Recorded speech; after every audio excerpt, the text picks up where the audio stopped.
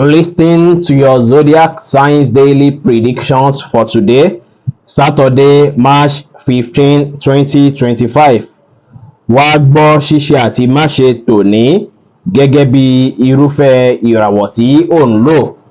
Mo kí Ọlọ́run Ọba, mo ṣèbà Olódùmarè, ìbà akọ́dá ayé, ìbà ṣẹ̀dá ọ̀run, mo ṣèbà Ọ̀rúnmìlà, atórí ẹni tí ò sunwọ̀n ṣe, mo júbà ọkùnrin, mo júbà obìnrin, mo kí gbogbo ojú tó ń wò mí níbikíbi tí ẹ ti ń gbọ́ mi káàkiri àgbáńlá ayé. Èyí ni ìwádìí ojoojúmọ́ fún gbogbo ìràwọ̀ pátá àti ṣíṣe àti máṣe fún gbogbo ìràwọ̀ pátá ti tòní, tí ń ṣe ọjọ́ Saturday, March 15 ọdún 2025 tí a wà nú ẹ̀ yìí. Ẹ̀yin tẹ́ ń wò mí pátá, ẹ dákun ẹ dábọ̀ ẹ bá ń share fídíò yìí kó kárí ilé kó kárí oko, kó lè jẹ́ ìwúlò àti àǹfààní fún ọ̀pọ̀lọpọ̀ ènìyàn. Fẹ́yìn tẹ́ sì fẹ́ ṣèwádìí onírúurú, ẹ láǹfààní láti kàn sí wa ní WhatsApp 09033897161. Ṣáájú kí a tó tẹ̀síwájú, ẹ dákun ẹ dábọ̀ ẹ bá wa subscribe sí YouTube channel wa Ìṣẹ̀dá Spiritual Home. Líǹkì rẹ̀ wà lórí page báyìí wa, ẹ kàn bá wa tẹ líǹkì náà kẹ́dẹ̀ bá wa tẹ subscribe ní YouTube. Ẹ̀yin tẹ́ ń lò ràwọ̀ iná tó kan yan Aries, ẹ̀yin tàbí láàrin March 21 sí April 20, léni ara lè dédé fẹ́ máa kan yín bákan, ṣùgbọ́n kẹrí dájú pé tẹ bá wà láwùjọ àwọn ènìyàn kí ẹ mọ́kàn balẹ̀, kí ẹ má pọnra mẹ́nikẹ́ni, kí ẹ bá wọn sọ̀rọ̀ pẹ̀lú ìfẹ́ títí ìrọ̀lẹ́. Gbogbo nǹkan tó ń ṣẹlẹ̀ yà dópin, tẹ máa rí ìdùnnú àtayọ̀ tọkàn yín á sì balẹ̀ pẹ̀sẹ̀. Ó dára kẹ́ tètè kúrò níbi iṣẹ́, kẹ́ lọ fún àkókò àti ìgbà láti fi enjoy ara yín, láti fi ṣàwọn nǹkan tá mú kí inú yín dùn, káyọ̀ yín kún. Léni ẹ̀ ní olè wà concern nípa àwọn opinion àwọn ènìyàn tó rọ̀gbà yín ká rárá. Kódà ó ṣeéṣe kó máa ṣọ̀pọ̀ yín bí ìgbà pé kẹ́ dá wà lẹ́yìn nìkan, kẹ́ má wọlé báwọn ènìyàn ṣe púpọ̀ léni. Ẹ má tàṣejù bò ohunkóhun léni, kẹ́ sì tẹpá mọ́ṣẹ́. Bákan náà sì rí kẹ́ wà positive.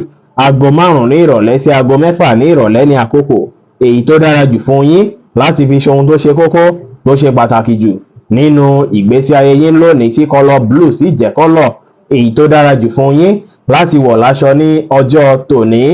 Ẹ̀yin tẹ́ ń lò ràwọ̀ erùpẹ̀ alámọ̀ Taurus, ẹ̀yin tàbí láàrin April 21 sí May 20, tí ìbáṣepọ̀ yín bá dàbí ìgbà pé ó rí bákan láti jọ́ mẹ́ta yìí pé padà máa wáyé lọ́jọ́ tòní, ẹ túbọ̀ máa lo maturity kí nǹkan lè tún dára sí láàrin èèyàn tó lólùfẹ́ yín.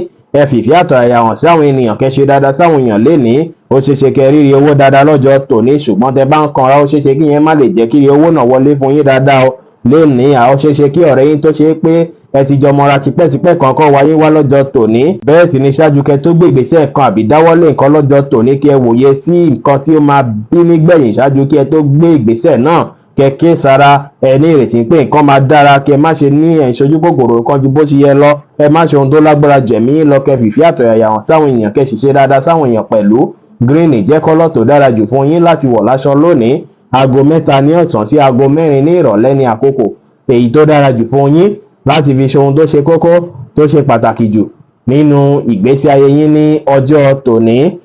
Ẹ̀yin tẹ́ ń lò ràwọ̀ afẹ́fẹ́ aláwàdà Gemini, ẹ̀yin tàbí láàrin May 21 sí June 21, agbára káká máa wà fún yín. Bẹ́ẹ̀ sì lẹ máa fẹ́ lé gbogbo nǹkan tó dàbí negativity dànù kúrò nínú ìgbésí ayé yín pátá. Kódà ẹ máa wòye sáwọn ìwà kan tẹ́ ń wò tó dàbí ìgbà pé kó tẹ́ máa fẹ́ gbé pàtì sẹ́gbẹ́ kan, tẹ́ máa fẹ́ wà àwọn ìwà tuntun tí á tún jẹ́ kí ìgbésí ayé yín dára. Ọjọ́ tòní jọ́jọ́ tó ṣe pé ẹ gbọ́dọ̀ fi introspect nípa ìgbésí ayé yín, kí ẹ tún kọ́ ẹ̀kọ́ sí dáadáa nípa ìgbésí ayé yín, kí ẹ sì wòye sí nǹkan tẹ́ lè ṣe fún ìdàgbàsókè ìgbésí ayé yín.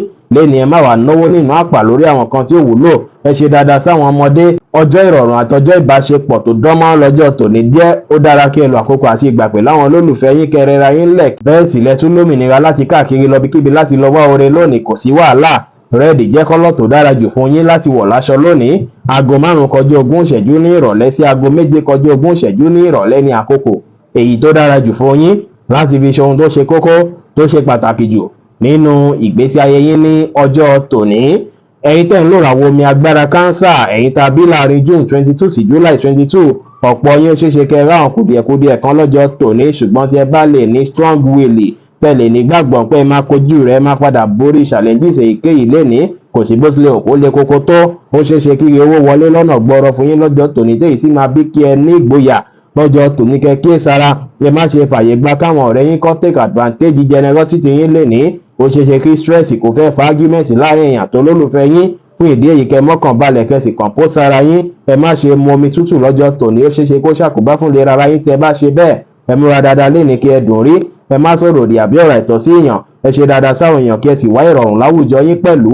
Turquoise blue jẹ́ kọ́lọ̀ tó dára jù fún yín láti wọ̀ láṣọ lónìí. Aago 12 ní ọ̀sán sí aago 2:30 ní ọ̀sán ní àkókò èyí tó dára jù fún yín láti fi ṣe ohun tó ṣe kókó tó ṣe pàtàkì jù nínú ìgbésí ayé yín ní ọjọ́ tòní. Ẹ̀yin tẹ́ ń lò ràwọ̀ iná tó gbóná riri Leo, ẹ̀yin tá a bí láàrin July 23 sí August 22, ó ṣeéṣe ká ìbàlẹ̀ ọkàn fẹ́ wáyé fún yín kẹ́ má lè gbájúmọ́ àwọn nǹkan tí ẹ kẹ́ gbájúmọ́ lọ́jọ́ tòní. Bẹ́ẹ̀ sì lẹ máa wà notified nípa àwọn nǹkan kan tó ṣe é pẹ̀ tí ẹ ti gbọ́ rí tẹ́lẹ̀, ó ṣeéṣe kí ẹ gbọ́ wọn lénìí. Ó dára tí ẹ bá lè ṣàlàyé bó ṣe ń ṣe yín àbí nǹkan tẹ́ ẹ̀ ń rò fún mọ̀lẹ́bí. Ó ṣeéṣe kí wọ́n gbà yín lámọ̀ràn tàbí kí sọ fún wọn kó bí rìlífù fún yín púpọ̀. Ṣùgbọ́n ọ̀pọ̀ yín ego yín ò ní fẹ́ fàyè gbà kí ẹ wulẹ̀ sọ fẹ́nikẹ́ni rárá nípa nǹkan tó ń ṣẹlẹ̀ lọ́jọ́ tòní. Ó dára kí ẹ lo àkókò àti ìgbà níwọ̀nba tẹ́ bá rí pé ó rẹ̀yìn láti bá àwọn olólùfẹ́ yín sọ̀rọ̀. Ẹ lè tẹ́ẹ̀sì, ẹ lè pe àwọn olólùfẹ́ yín, ìyẹn máa jẹ́ kára yín yá gágá lọ́jọ́ tòní. Tí ẹ bá ṣe bẹ́ẹ̀ tán, kẹ́ rí dájú pé ẹ padà sídìí iṣẹ́ yín, kẹ́ túbọ̀ tẹpá mọ́ṣẹ́, kẹ́ wá kíyèsára pẹ̀lú ọ̀rọ̀ owó lọ́jọ́ tòní. Ẹ má náwó nínú àpà, bẹ́ẹ̀ sì ni ó ṣeéṣe pé ẹ fẹ́ sọ wọ́lẹ̀tì yín nù lọ́jọ́ tòní. Kẹ́ kíyèsára lẹ́ni kí ẹ ṣọ́ra ṣe, kẹ́ tó gbé ìgbésẹ̀ tuntun kan lọ́jọ́ tòní tàbí kẹ́ tó ní ẹ̀yin ṣe nǹkan kan lọ́jọ́ tòní. Ẹ rí dájú pé wòye síbi tó máa yọrí sí ṣáájú kẹ́ tó dáwọ́lé. Ẹ tẹpá mọ́ṣẹ́, kẹ́ rẹra yín lẹ̀, kẹ́ fọgbọ́n àtòyé ṣe ohunkóhun, kẹ́ sì rí dájú pé ṣe nǹkan yín létòlétò lénìí.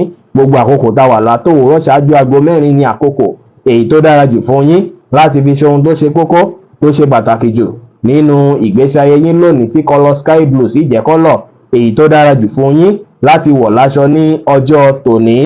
Ẹ̀yin tẹ́ ń lò ràwọ̀ erùpẹ̀ funfun Virgo, ẹ̀yin tá a bí láàrin August 23 sí September 23, ọkàn yín máa balẹ̀ pẹ̀sẹ̀, múdù yín sì máa dára, kò ní sí rẹpẹtẹ níbi iṣẹ́ náà púpọ̀ lọ́jọ́ tòní.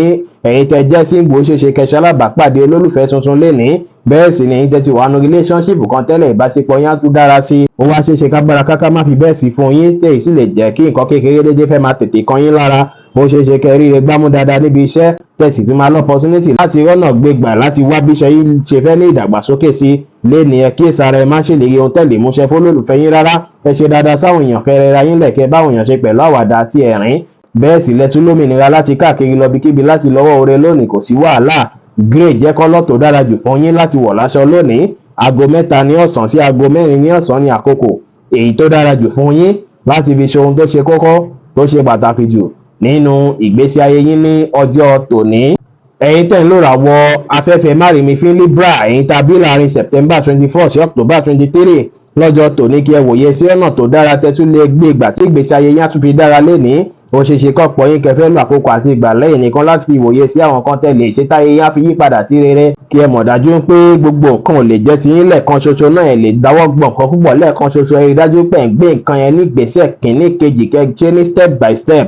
Ìyẹn á jẹ́ kí gbogbo ẹ padà wá jẹ́ ti yín. Kí ẹ wá rí dájú pé ẹ tẹ́tí bẹ̀lẹ̀ jẹ́ láti gbọ́ àwọn nǹkan tí ẹlòmíì bá ń sọ fún yín bíi àmọ̀ràn. Ó ṣeéṣe kí ẹ rí solution ní àárín bẹ́ẹ̀. Lénìí ẹ máa tún ní ìmọ̀ sí dáadáa nípa bí a ti ṣe ń value owó àti pàápàá láti mọ̀ dájú pé nínáwó nínú àpà ọ̀nà tó lè gbà ṣàkóbá fún ni rèé. Táwọn kan bá gbèrò ìròyìn tí wọ́n wá bá yín lọ́jọ́ tòní, ẹ má jẹ́ kí yẹn ṣàkóbá fún yín. Ẹ̀yin ṣáà ti fókọ̀sì lórí pé kẹ́yìn ti ní ìrọ̀rùn, kọ́kàn yín balẹ̀. Bẹ́ẹ̀ sì ni kí ẹ wòye sí gbogbo aspect pátá ṣáájú kẹ́ tó lẹ fẹ́ pinnu àbí gbégbèsè èyíkéyìí.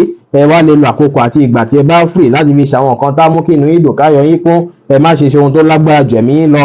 Ẹ fìfì àtọ̀yàyà hàn sáwọn èèyàn, kẹ́ ṣe dáadáa sáwọn èèyàn, kẹ́ sì báwọn èèyàn ṣe pẹ̀lú àwàdà àti ẹ̀rín lénìí. Aago 10:30 láàárọ̀ sí aago 12 ní ọ̀sán ní àkókò èyí tó dára jù fún yín láti fi ṣe ohun tó ṣe kókó tó ṣe pàtàkì jù nínú ìgbésí ayé yín lónìí, tí kọ́lọ̀ beige sì jẹ́ kọ́lọ̀ èyí tó dára jù fún yín láti wọ̀ láṣọ ní ọjọ́ tòní. Ẹ̀yin tẹ́ ń lò ràwọ̀ omi tútù Scorpio, ẹ̀yin tá a bí láàrin October 24 sí November 22, ó ṣeéṣe kí ẹ má lè wulẹ̀ mọ ọ̀nà tẹ́ fẹ́ gbé kà lọ́jọ́ tòní látàrí pé ìṣù lè fẹ́ wáyé fún yín díẹ̀. Ó ṣeéṣe kí àwọn challenges tẹ́ fẹ́ kojú lénìí, ó ṣeéṣe kó dàbí ìgbà pó le koko láti kojú rẹ̀ o. Lénìí sí rèé, kí ẹ mọ̀ dájú pé àwọn ọ̀nà tẹ́ ń wò lọ́ọ̀kan yìí ọ̀nà tó dára ni. Ẹ má ṣe jẹ́ kí ìmọ̀lára yín kó ṣàkóbá fún yín. Ẹ kojú nǹkan kíkan tí ó bá dàbí challenges lénìí, ẹ gbìyànjú lẹ́ẹ̀kan sí. Ẹ lo positivity, kí ẹ sì ní ìfaradà lé lórí. Ẹ máa padà borí rẹ̀ o, tẹ́ sì máa débi tẹ́ ń lọ. Lénìí tí á wà bí àìgbọ́ra-ẹni-yé bá wáyé láàrin èèyàn àtèèyàn, sùúrù àti understanding ni kí ẹ fi ṣe o, kó má bàa dín pé nǹkan náà máa lágbára. Tí ẹ bá wá lonely lénìí, ó dára kí ẹ jáde lọ. Ẹ má ṣe ní ẹ̀ ń dá wà lẹ́yìn nìkan. Ẹ jáde lọ, jíjáde lọ wíwà pẹ̀lú àwọn èèyàn á jẹ́ kí mood yín tún dára. Lénìí kẹ́ ṣàwọn nǹkan tá mú kí inú yín dùn, káyọ̀ yín kún. kẹtẹpá mọ́ṣẹ́ kẹsì fọgbọ́n àtòyé tọ́lọ́ fún yín pohùnkóhun aago 6 ní ìrọ̀lẹ́ sí aago 7 ní àṣálẹ́ ní àkókò èyí tó dára jù fún yín láti fi ṣe ohun tó ṣe kókó tó ṣe pàtàkì jù nínú ìgbésí ayé yín lónìí tí kọ́lọ̀ blue sì jẹ́ kọ́lọ̀ èyí tó dára jù fún yín láti wọ̀ láṣọ ní ọjọ́ tòní.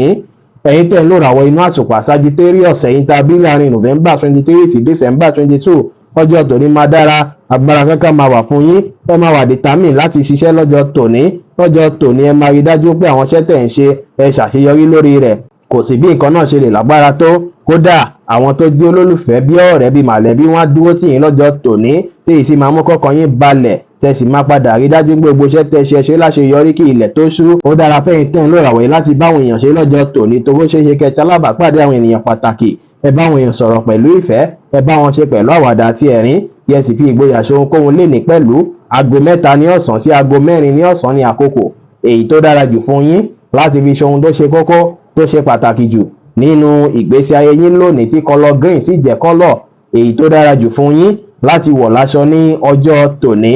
Ṣáájú kí n tún tó tẹ̀síwájú, ẹ̀yin tẹ̀ ń wò mí pátá ẹ dákun ẹ dábọ̀ ẹ bá wa lọ sórí péjì wa, ẹ tẹ líǹkì tó wà ń bẹ̀, YouTube líǹkì wa nìyẹn, ẹ bá wa subscribe sí YouTube wa Ìṣẹ̀dá Spiritual Home. Ẹ̀yin tẹ̀ ń lò ràwọ̀ erùpẹ̀ eléruku Capricorn ẹ̀yin tá a bí láàrin December 23 sí January 19 ó ṣeé ṣe kí ó dàbí ìgbà pé ìkọ́ pọ̀ lọ́rùn yín púpọ̀ lọ́jọ́ tòní, kọ́pọ̀ lọ yín gan kó dàbí ìgbà pé ìkọ́ pọ́n rí, bẹ́ẹ̀ sì ni responsibility yín ó ṣeé ṣe kó kẹnu dáadáa lénìí tí èyí sì máa jẹ́ kí ẹ wà confused tàbí kí nǹkan sú yín, ṣùgbọ́n kẹ́ rí dájú pé ẹ mọ́kàn balẹ̀, kí ẹ gbájúmọ́ àwọn nǹkan tó yẹ kẹ́ gbájúmọ́, kí ẹ sì ní ìrètí àti ìgboyà lórí ohunkóhun, kí ẹ sì ní gbàgbọ́ pé gbogbo nǹkan kíkan tẹ́ bá kojú lè ní ẹ máa borí rẹ̀, bẹ́ẹ̀ sì lẹ máa padà borí rẹ̀. Tẹ́ bá rí pé ó rẹ̀yìn jù ó dára kí ẹ rí dájú pé ẹ rest níwọ̀nba díẹ̀ láti restore energy yín lẹ́ni kẹ́ kíyèsára, kí ẹ wòye sí àwọn nǹkan tí ẹ fẹ́ gbé ní ìgbésẹ̀ ṣáájú kẹ́ tó gbé, pàápàá tó bá jọmọ́ bí investment. Ẹ kíyèsára lọ́jọ́ tòní kẹ́ tọ́jú ìlera ara yín dáadáa látàrí pé ó ṣeéṣe ká ìlera kó fẹ́ dédé jẹyọ lójijì fọ́ta yín. Ẹ wá gbájúmọ́ṣẹ́ kẹ́ lè rore gbámú, ẹ free mind yín kí ẹ wà positive minded, kẹ́ sì ní ìrètí pé gbogbo nǹkan máa dára, bẹ́ẹ̀ sì ni kí ẹ pàṣírí mọ́ lórí àwọn nǹkan tí ẹ bá ń plan fún dáadáa kó lè já sáyọ̀ kó já síre. Wáìnì jẹ́ kọ́lọ̀ tó dára jù fún yín láti wọ̀ láṣọ lónìí. Gbogbo àkókò tá wà lówùúrọ̀ ṣáájú aago 5 ní ìrọ̀lẹ́ ní àkókò èyí tó dára jù fún yín láti fi ṣe ohun tó ṣe kókó tó ṣe pàtàkì jù nínú ìgbésí ayé yín ní ọjọ́ tòní. Ẹ̀yin tẹ́ ń lò ràwọ̀ afẹ́fẹ́ oníbínú Aquarius ẹ̀yin tá a bí láàrin January 20 sí February 19 ẹ máa ríra yín ní ẹni tó ń tẹpá mọ́ṣẹ́ dáadáa láti rí dájú pé nǹkan tẹ́ ń ṣe ẹ complete ẹ yanjú rẹ̀ pátápátá, pàápàá tíṣẹ́ náà bá jọ mọ́ṣẹ́ tọ́gá yín gbé fún yín tàbí tẹ́nìyàn kan gbé fún yín. Àìdíà máa pọ̀ tó máa kórin yín lọ́jọ́ tòní, kẹ́ wá lu àwọn ẹnájì gidi tó rọ̀gbà yín ká lẹ́nìí láti rí dájú pé ẹ kojú challenges èyíkéyìí tó bá jẹyọ níbi iṣẹ́ lẹ́nìí. Kẹ́ wá kíyèsára pẹ̀lú ìbínú, kẹ́ sì má ṣe kánjú àbí yára pinnu àbí yára gbégbèsè lẹ́nìí, pàápàá tó bá jọmọ́ gbèsè lórí owó. Kẹ́ ṣòtítọ́ kẹ́ ṣòdodo lórí okòwò, ẹ wà smart kẹ́ focus lórí ohun tí ẹ bá ń ṣe, ẹ mú sùúrù lòkè ẹ gbà láfíà láàyè, ẹ tẹpá mọ́ṣẹ́ kẹ́ sì ṣe nǹkan yín létòlétò lẹ́nìí. Aago 10 láàárọ̀ sí aago 11 láàárọ̀ ní àkókò èyí tó dára jù fún yín láti fi ṣe ohun tó ṣe kókó tó ṣe pàtàkì jù nínú ìgbésí ayé yín lónìí tí kọ́lọ̀ blue sì jẹ́ kọ́lọ̀ èyí tó dára jù fún yín láti wọ̀ láṣọ ní ọjọ́ tòní. Ẹ̀yin tẹ́ ń lò ràwọ̀ omi tí kì í ru Pisces ẹ̀yin tá a bí láàrin February 20 sí March 20 lọ́jọ́ tòní ẹ máa láǹfààní láti kẹ́kọ̀ọ́ nípa nǹkan tẹ́ tí ń fẹ́ kẹ́kọ̀ọ́ nípa rẹ̀ látijọ́ mẹ́ta. Ẹ lọ opportunity ọjọ́ tòní láti fi improve ara yín látàrí pé ọ̀la ẹ̀mọ̀ kan tó la fẹ́ bí lẹ́ni kẹ́ rí dájú pé ẹ reflect nípa ìgbésí ayé yín, ìyẹn máa jẹ́ kí ẹ ní clarity á sì fún yín ní ìfọ̀kànbalẹ̀ lénìí. Ó ṣeéṣe kí ẹ rí ire lọ́nà gbọ́rọ̀ níbikíbi lénìí. Ó wá dára láti bá wọn tó ṣe é pé tọ́jọ́ mẹ́ta tẹ́ ti bá sọ̀rọ̀ láwọn tẹ́jọ́ ń bára yín ṣe, kẹ́ bá wọn sọ̀rọ̀ lọ́jọ́ tòní tó lè fi opportunity nǹkan dáadáa fún yín. Ọjọ́ tòní ó wà ń ṣọjọ́ tó dára rárá fẹ́yìn tẹ́ ń lò ràwọ̀ yìí láti fi rìnrìn àjò, kẹ́ kíyèsára ẹ má kí ìrìn àjò rárá lè ní ìrìn àjò tẹ́ bá fẹ́ rìn ẹ skip ẹ̀ dìgbà mìíràn, kí ẹ sì rí dájú pé ẹ kọbi ara sí àwọn àìlera tó bá jẹ ọlọ́jọ́ tòní. Tí nǹkan náà bá lágbára ẹ tètè lọ kàn sí dókítà ànífà rẹ̀ lògbà, ẹ má dá sọ́rọ̀ tí wọ́n pè yín sílẹ̀ ní àbẹ́ tí ó kàn yín. Ẹ rẹra yín lẹ̀ kẹ́ ṣe dáadáa sáwọn èèyàn, kí ẹ sì má sọ̀rọ̀ àsọjù ní àwùjọ.